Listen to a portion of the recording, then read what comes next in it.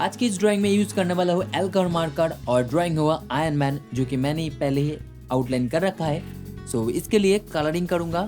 First step में use कर रहा हूँ यहाँ पर येलो मार्कर, और स्टेप बाय स्टेप फॉलो करते रहो। और चैनल पे पहली बार हो तो सब्सक्राइब कर देना और देखते रहो ऐसे ही ड्राइंग वीडियो। तुम लोगों को बहुत ही ज़्यादा प्यार दे रहे हो और इसी तरह अगर देते रहे तो 11 के सब्सक्राइबर जल्दी कंप्लीट हो जाएगा। इसके लिए फटाफट सब्सक्राइब करो। सब्सक्राइब करके हमारी फैमिली के साथ जुड़ जाओ।